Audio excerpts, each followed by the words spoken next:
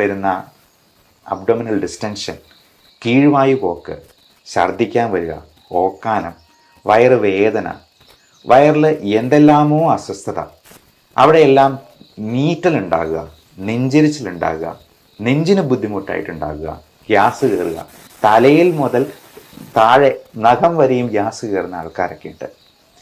നമുക്കറിയാം, നമുക്ക് പറ്റാത്ത എന്തെങ്കിലും സാധനങ്ങളൊക്കെ ഉള്ളിൽ ചെന്ന് കഴിഞ്ഞിട്ടുണ്ടെങ്കിൽ അത് എന്തെല്ലാം റിയാക്ഷൻ ഉണ്ടാക്കാം.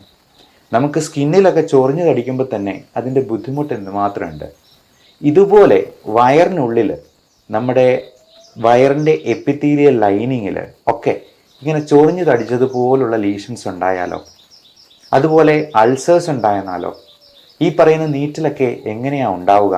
നമുക്ക് കയ്യിലുണ്ടാകുന്ന നീറ്റിൽ പോലെ ആയിരിക്കത്തില്ല വയറിനുള്ളിലുണ്ടാകുന്ന നീറ്റിലും ഗ്യാസും പുകച്ചിലുമൊക്കെ അത് ചിലപ്പോൾ മറ്റേതെങ്കിലും ഒരു തരത്തിലായിരിക്കും. പലപ്പോഴും ulcerative colitis, irritable bowl syndrome, Crohn's disease തുടങ്ങിയ കാര്യങ്ങളൊക്കെ നമ്മളൊരു എൻഡോസ്കോപ്പി ചെയ്ത് നോക്കുമ്പോഴത്തേക്കും ചിലപ്പോൾ കാണാൻ പറ്റും അൾസേഴ്സ് ഇങ്ങനെ നിറഞ്ഞു നിൽക്കുന്നത്. അതിന് ചുറ്റും ഈ ദേഹം ചൊറിഞ്ഞു കളിച്ചിരിക്കുന്നത് പോലെ തന്നെയുള്ള ലീഷൻസ് കാണാം. അതേപോലെ പലതരത്തിലുള്ള ഇൻഫെക്ഷൻസ് ഉണ്ടാകാം. എല്ലാം നമ്മൾ കഴിക്കുന്ന ഭക്ഷണത്തിൽ തന്നെ ഉണ്ടാകുന്നതാണ്. നമുക്ക് പറ്റാത്ത പല ഭക്ഷണങ്ങളും ഉള്ളിൽ ചെല്ലുന്നുണ്ടാവാം. ഇപ്പോൾ നമ്മുടെ സ്കിന്നിൽ എന്തെങ്കിലും ഒരു ചൊറിയണം പോലെ ഒരു സംഗതി തട്ടുന്നാൽ പോലും നമുക്ക് ചൊറിഞ്ഞു തടിക്കും, തിണുക്കും. ഇതേപോലെ തന്നെ നമ്മുടെ കൊച്ചു കുട്ടികളിൽ പോലും പലതരത്തിലുള്ള വിരശല്യങ്ങളും അവർക്ക് പറ്റാത്ത ഭക്ഷണങ്ങളും അകത്ത് ചെല്ലുന്നത് കൊണ്ടുള്ള റിയാക്ഷൻ ഉണ്ടാകുന്നുണ്ട്, അലർജി ഉണ്ടാകുന്നുണ്ട്. പലപ്പോഴും ഈസ്നോഫിൽ കൗണ്ട് ഒരു പരിധിയിൽ കൂടുതൽ, അതായത് 8-9% ഒക്കെ ഉണ്ടെന്നുണ്ടെങ്കിൽ നമ്മൾ കൊച്ചുകുട്ടികൾക്കും മുതിർന്നവർക്കും ഉറപ്പായിട്ടും കൊടുക്കുന്ന ഒരു മരുന്നുണ്ട്, ആൽബൻഡസോൾ.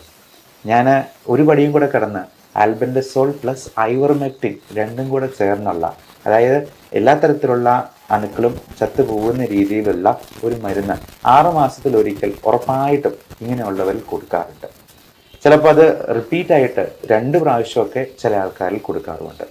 അപ്പോൾ ഇത് എന്തുകൊണ്ടാണ് ഈ ഈസ്നോഫിൽ കൗണ്ട് കൂടുമ്പോൾ, അതായത് അലർജി ഉണ്ടാകുമ്പോൾ ഈ ആൽബൻഡസോൾ കൊടുക്കുന്നത്?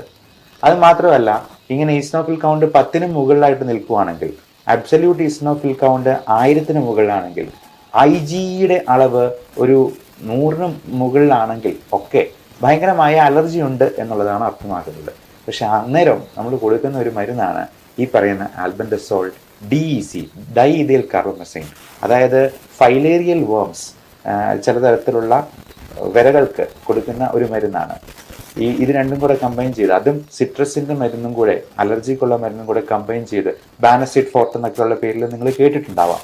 3 ആഴ്ചത്തേക്ക് ദിവസം 3 നേരം വെച്ചിട്ട് കഴിച്ചോണം, നിർത്തരുത് എന്ന് ഡോക്ടർ കട്ടായം പറയുന്നത് നിങ്ങൾ തന്നെ ചിലപ്പോൾ ശ്രദ്ധിച്ചിട്ടുണ്ടാവാം. അതോടൊപ്പം തന്നെ ചിലപ്പോൾ സ്റ്റിറോയിഡ് മരുന്നും കൊടുത്തേക്കാം. അപ്പോൾ ഈ പറയുന്ന അലർജിയും ഇത്തരത്തിലുള്ള വയറിൻ്റെ ഇൻഫെക്ഷൻസും വയറ് സംബന്ധമായിട്ടുള്ള ഗ്യാസ് പ്രോബ്ലംസും ഒക്കെ തമ്മിൽ അലർജിപരമായ ഭക്ഷണത്തിലുള്ള ഇൻടോളറൻസുമായിട്ട് അഭേദ്യമായ ബന്ധമുണ്ട് എന്നുള്ളതാണ് നമ്മൾ ഇതിൽ നിന്നും മനസ്സിലാക്കേണ്ടത്. നമുക്ക് പറ്റാത്ത ഭക്ഷണം, അത് നമ്മൾ ഡെയിലി കഴിക്കുന്ന അരി, ഗോതമ്പ്, പാല്, മുട്ട, ഇറച്ചി ഉൽപ്പന്നങ്ങൾ പറയാനില്ല, മീറ്റ് ഐറ്റംസും സീ ഫുഡ് ഐറ്റംസും ഒക്കെ ഒരുപാട് തരത്തിലുള്ള അലർജിക് റിയാക്ഷൻ ഉണ്ടാക്കും. സായിപ്പന്മാർ പണ്ട് ഗോതമ്പിൻ്റെ അലർജിയെ ഗ്ലൂട്ടൻ ഇൻടോളറൻസും മിൽക്കിൻ്റെ അലർജിയെ ലാക്ടോസ് ഇൻടോളറൻസ് എന്നൊക്കെ പറയും. നമ്മൾ ഒരു 5 സ്റ്റാർ ഹോട്ടലിൽ ചെയ്യുമ്പോഴോ ഫ്ലൈറ്റിൽ ബിസിനസ് ക്ലാസ്സിൽ യാത്ര ചെയ്യുമ്പോഴൊക്കെ, സാധാരണ ഇക്കണോമിക് ക്ലാസ്സിലൊന്നും ചോദിച്ചു എന്ന് വരത്തില്ല, നമുക്ക് അലർജിയുള്ള എന്തെങ്കിലും ഉണ്ടോ എന്നുള്ളത് ഡോക്യുമെൻ്റ് ചെയ്യാനായിട്ട് അവർ ആവശ്യപ്പെടും. അപ്പോൾ അതിനനുസരിച്ചിട്ടുള്ള ഭക്ഷണമേ അവർ വിളമ്പാൻ പാടുള്ളൂ. അത് ഷെഫായിട്ട് പഠിച്ചിട്ടുള്ളവർക്കൊക്കെ നന്നായിട്ട് അറിവുള്ളതാണ്. അപ്പോൾ ഇങ്ങനെ എന്താണ് നമുക്ക് അലർജി എന്ന് എങ്ങനെ കണ്ടുപിടിക്കും? അതിനൊരു മാർഗമുണ്ട്. അലർജിയുടെ സ്കിൻ പ്രിക്ക് ടെസ്റ്റ് ഉണ്ട്. നമ്മൾ സ്കിന്നിൽ തന്നെ ഓരോ ഫുഡ് അലർജൻസിൻ്റെയും റിയാക്ഷൻ നോക്കി മനസ്സിലാക്കുന്നത്. അപ്പോൾ നമ്മൾ ഒരു അലർജിയുള്ള സാധനം തൊട്ടെന്നുള്ള റിയാക്ഷൻ പോലെ നമ്മൾ ഇതൊന്ന് ചെറുതായിട്ടൊന്ന് പോറിച്ച് കൊടുക്കുമ്പോൾ അതിൽ വരുന്ന റിയാക്ഷൻ, അത് കോളം വരച്ച് വളരെ സിസ്റ്റമാറ്റിക് ആയിട്ടാണ് ചെയ്യുന്നത്. ഏകദേശം 1 മണിക്കൂറോളം സമയമെടുക്കും. അപ്പോൾ തന്നെ നമുക്ക് റിപ്പോർട്ടും കിട്ടും. ജീവിതത്തിൽ ഒരിക്കലെങ്കിലും ഇത്തരത്തിലുള്ള പ്രശ്നങ്ങളുള്ളവർ നിർബന്ധമായും ഈ ടെസ്റ്റ് ഒന്ന് ചെയ്ത് നോക്കുന്നത് നല്ലതായിരിക്കും. അങ്ങനെ കണ്ടുപിടിച്ചെന്നാൽ നമുക്കതിൽ ഒഴിവാക്കാൻ പറ്റാത്ത സംഗതികൾക്ക് ഇമ്മ്യൂണോതെറാപ്പി എന്ന് പറയുന്ന ഒരു ട്രീറ്റ്മെൻറ്റ് വഴി ഇതിന് നമുക്ക് പൂർണ്ണമായിട്ടുള്ള വിമോചനം സാധ്യമാണ്. പഠനങ്ങൾ പറയുന്നത് 92% എഫിക്കസിയാണ് ഇതിന്. അത് കൊച്ചു കുട്ടികൾ മുതൽ പ്രായമായവർക്ക്, അത് ഒത്തിരി പ്രായമാകുന്നതിന് മുമ്പ് ചെയ്യുന്നാൽ ഏറ്റവും നല്ലത്. കാരണം ഇതുപോലെ ഒരുപാട് അലർജിക് റിയാക്ഷൻ ഉണ്ടായി അതിൻ്റെ ഡീസെൻസിറ്റൈസ് ചെയ്യുന്നത് വളരെ ദുഷ്കരമാകുന്ന ഒരു പ്രായത്തിൽ അത് ചെയ്യുന്നതുകൊണ്ട് ഈ പറയുന്ന റിസൾട്ട് നമുക്ക് കിട്ടിക്കൊള്ളണമെന്നില്ല. അതുകൊണ്ട് ഇങ്ങനെയുള്ള കാര്യങ്ങളെക്കുറിച്ച് നമ്മൾ മനസ്സിലാക്കുക. അടുത്ത കാര്യം, നമ്മൾ ഈ പറയുന്ന ദുഷ്കർ അല്ലെങ്കിൽ ഈ ജീർണിച്ചതും വേസ്റ്റ് ആയിട്ടുള്ളതുമൊക്കെ പുറന്തള്ളാനായിട്ട് നമ്മൾ ഭക്ഷണത്തിൽ ശ്രദ്ധിക്കേണ്ട, നമ്മുടെ ലൈഫ് സ്റ്റൈലിൽ മോഡിഫൈ ചെയ്യേണ്ടത് എന്തൊക്കെയാണ് എന്നുള്ളത് മനസ്സിലാക്കിയിരിക്കുക. നമുക്ക് എല്ലാവർക്കും അറിയാം, ഈ ആദ്യം പറഞ്ഞ പോലെ ചൂലിടിച്ച അടിച്ചു വൃത്തിയാക്കുന്നത് പോലെ ഫൈബർ കണ്ടൻ്റ് ഉള്ള ഭക്ഷണം വേണമെന്നുള്ളത്. പക്ഷെ നമ്മൾ എത്ര പേര് ഈ ഫൈബർ കണ്ടൻ്റ് ഉള്ളത് കഴിക്കുന്നുണ്ട്? നമ്മൾ കഴിക്കുന്ന മധുര പലഹാരങ്ങളും ബേക്കറി സാധനങ്ങളും മൈദ അടങ്ങിയിട്ടുള്ളതും ഈവൻ നമ്മൾ വാങ്ങിക്കുന്ന ഗോതമ്പിൻ്റെ ആട്ടയും അരി ആഹാരങ്ങളും ഒക്കെ വളരെ റിഫൈൻഡായി പോകുന്നു എന്നുള്ളത് നമ്മൾ മനസ്സിലാക്കിയിരിക്കുക. അത് തവിടിൻ്റെ അംശം തീരെ കുറവാണ്. ഇങ്ങനെ ഏറ്റവും റിഫൈൻഡ് ആയിട്ട് വരുന്ന അരിക്ക് സൗന്ദര്യം കൂടുന്തോറും അതിൻ്റെ ക്വാളിറ്റി കുറഞ്ഞു പോവുകയാണ് ചെയ്യുന്നത്. നമുക്ക് ഈ ഗ്ലൈസിമിക് ഇൻഡെക്സ് ഒത്തിരി കൂട്ടും. അപ്പം നല്ല വെള്ളരി ചോറ് മാത്രമേ ചില കുട്ടികളൊക്കെ ആണെങ്കിലും കഴിക്കത്തുള്ളൂ. അത് ഇച്ചിരി പൊട്ടും തടിപ്പും ഒക്കെ ആണെന്നുണ്ടെങ്കിൽ വേണ്ടാന്ന് പറയും. ഇപ്പം നമ്മൾ കേരളത്തിൽ നിന്ന് പുറത്തോട്ട് പോയിട്ടുണ്ടെങ്കിൽ എല്ലായിടത്തും വൈറ്റ് റൈസേ ഉള്ളൂ. അവർ ബ്രൗൺ റൈസ് കൊടുക്കുന്ന കഴിക്കുക പോലും ഇല്ല. എന്നാൽ ഏറ്റവും നല്ലത് നല്ല ബ്രൗൺ കളറിലുള്ള, പറ്റുമെങ്കിൽ ചുവന്ന നിറത്തിലിരിക്കുന്ന ചെമ്പാവരിയുടെയൊക്കെ ചോറ് കൊണ്ടുള്ള ഭക്ഷണങ്ങളാണ് എന്നുള്ളത് പ്രത്യേകം മനസ്സിലാക്കുക. നല്ല ചുവന്ന അരി കിട്ടും, അതാണ് ഏറ്റവും തവിടുള്ളത്. അല്ലെങ്കിൽ നല്ല തവിടിൻ്റെ കണ്ടൻ്റുള്ള മില്ലറ്റ്സ് പോലുള്ള, മില്ലറ്റ്സ് തന്നെ പല വെറൈറ്റി അവൈലബിൾ ആണ്. ബേബി മില്ലറ്റ്സ് പോലുള്ള സാധനങ്ങളും ചോളം പോലുള്ള സാധനങ്ങളും ഒക്കെ. അപ്പം അതിൽ എത്രത്തോളം തവിടുണ്ടോ അത്രത്തോളം നല്ലത്. പണ്ടൊക്കെ വീടുകളിൽ മുതിർന്ന കുട്ടികൾ ഇളയ കുട്ടികളോട് തമാശ പറയാണ്, എടാ നിന്നെ തവിട് കൊടുത്ത് വാങ്ങിച്ച കേട്ടോ, നിന്നെ കൊണ്ടൊരു ഉപയോഗമില്ല. പക്ഷേ ഇനി ഈ ഇളയ കുട്ടികൾക്ക് അവരോട് തിരിച്ചു പറയാം, തവിടിനാണ് ഏറ്റവും കൂടുതൽ പോഷകങ്ങളും ഉള്ളത്, ഏറ്റവും ആരോഗ്യം നമുക്ക് മെച്ചപ്പെടുത്താനായിട്ടും തവിടടങ്ങിയ ആഹാരമാണ് നല്ലത് എന്ന് നമുക്ക് തിരിച്ചു പറയാനായിട്ട് ഒരു വാദമുഖമായി. ഇനി ഇതിന് നമുക്ക് ഹോം റെമഡീസിനായിട്ട് എന്തൊക്കെ ചെയ്യാൻ പറ്റും? ഏറ്റവും നല്ല ഒരു ഹോം റെമഡി പറയാം. ഉലുവ എന്ന് പറയുന്ന സാധനം ഉണ്ടല്ലോ, ഈ ഉലുവ മോരും വെള്ളത്തിൽ അരച്ച് ചേർത്തിട്ട് അങ്ങ് കുടിക്കുക. അതുകൊണ്ട് രണ്ടുണ്ട് ഗുണം. ഉലുവ അടങ്ങിയിട്ടുള്ളത് കൊണ്ട് അതിന് നല്ല ഫൈബർ കണ്ടൻ്റ് ഉണ്ട്, കൂടാതെ അത് ദഹനത്തിന് വളരെയധികം സഹായിക്കുന്നതാണ്. രണ്ട്, ഈ മോരും വെള്ളത്തിന് നല്ല ലാക്റ്റിക് ആസിഡ് ബാസിലസ് ഉണ്ട്. ഈ പ്രീ ആൻഡ് പ്രോബയോട്ടിക്സ് എന്ന് പറയുന്ന കാറ്റഗറിയിലുള്ള കുറച്ച് ഗട്ട് ബാക്ടീരിയ ഉണ്ട്. അതായത് നമ്മുടെ ഇൻഡസ്ട്രിയിലെ നമ്മുടെ സുഹൃത്തുക്കളായിട്ടുള്ള ചില അണുക്കളുണ്ട്. അവന്മാരൊക്കെ പലപ്പോഴും നമ്മുടെ അശ്രദ്ധ കൊണ്ട് ചത്തുപോകുന്നുണ്ട്. പക്ഷേ നമുക്ക് ഇവന്മാരെയൊക്കെ വേണം. കാരണം ഇതെല്ലാം നല്ല രീതിയിൽ പുറന്തള്ളാനായിട്ടും ദഹനം സഹായിക്കാനായിട്ടും ഇവന്മാരെ വേണം. അല്ല എന്നുണ്ടെങ്കിൽ നമ്മൾ ഈ കീഴ്വായു വിടുമ്പോൾ വരുന്നത് എത്രയോ ടോക്സിക് ആയിട്ടുള്ള കെമിക്കൽസും ഗ്യാസുമാണെന്നറിയോ? ഹൈഡ്രജൻ സൾഫൈഡ് എന്ന് പറയുന്ന ഗ്യാസാണ് ആ കീഴ്വായു പോകുമ്പോൾ അത്ര ദുസ്സഹമായിട്ടുള്ള ഒരു ദുർഗന്ധം ഉണ്ടാക്കുന്നത്. അതുപോലെ മീഥെയിൻ പോലുള്ള ഗ്യാസുകളും അമോണിയ പോലുള്ള വിഷവാതകങ്ങൾ പോലും പല അസുഖങ്ങളിലും ഉണ്ടായി വരുന്നുണ്ട് എന്നുള്ളത് മനസ്സിലാക്കുക.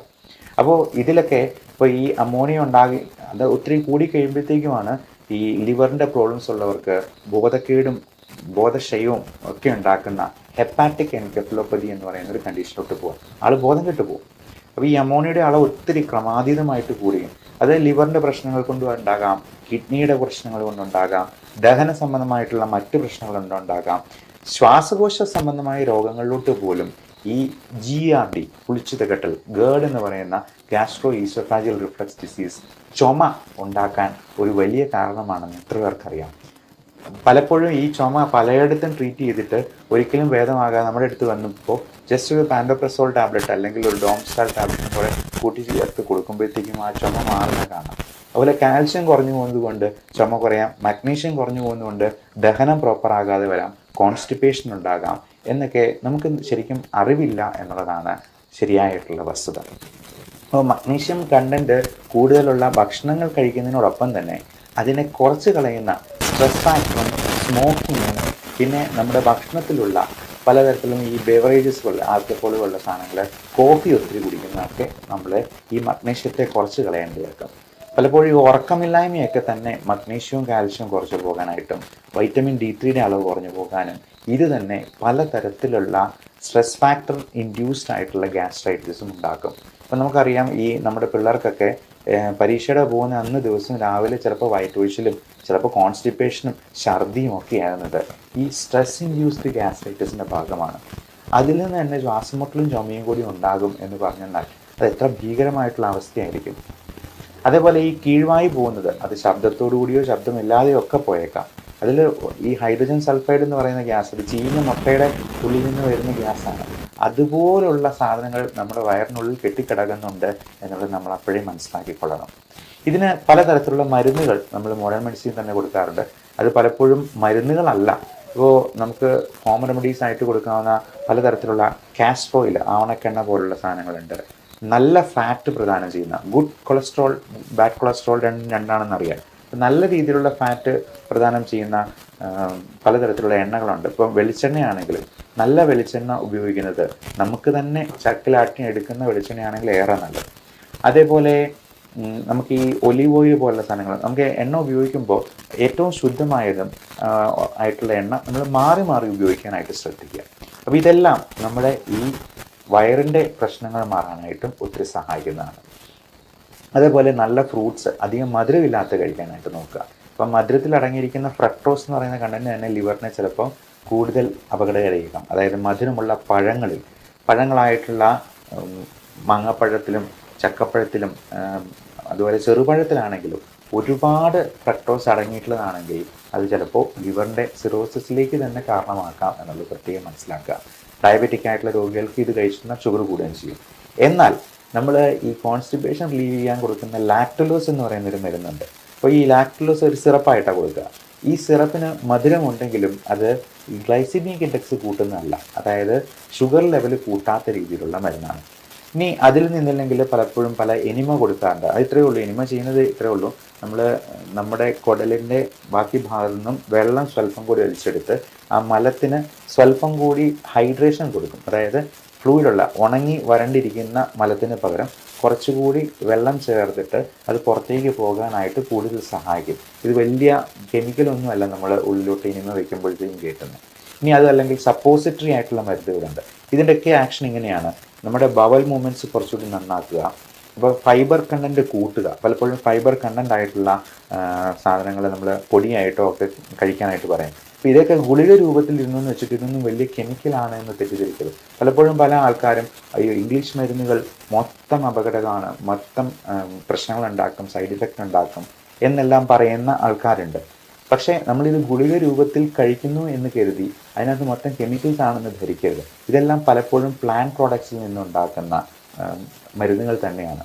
അതെല്ലാം ഈ ഇംഗ്ലീഷ് മരുന്നുകളിൽ അലോപ്പതിയിൽ കൃത്യമായിട്ട് ഡോക്യുമെൻ്റ് ചെയ്ത് വെച്ചിട്ടുണ്ട് എന്ന് മാത്രമേ ഉള്ളൂ. പലപ്പോഴും ആയുർവേദത്തിലും ഈ പറയുന്ന ഗുളിക രൂപത്തിൽ കൊടുക്കാറുണ്ട്, അല്ലെങ്കിൽ സിറപ്പ് രൂപത്തിൽ കൊടുക്കാറുണ്ട്. അപ്പോൾ ഈ ഗുളിക രൂപത്തിൽ കാണുന്ന എല്ലാം കെമിക്കൽസ് ആണ് എന്ന് തെറ്റിദ്ധരിക്കരുത്. അപ്പോൾ പ്രകൃതിയിൽ നിന്ന് തന്നെ കിട്ടുന്ന മറ്റ് സാധനങ്ങൾക്ക് അതിനേക്കാൾ സൈഡ് എഫക്റ്റ് ഉണ്ടാവാം. ഈ പുകയില, നേരത്തെ പറഞ്ഞ പോലെ സ്മോക്കിംഗ് ഒരു വലിയ കോസാണ് നമ്മുടെ ദഹന പ്രക്രിയയെ തകിടം മറിക്കാനായിട്ട്.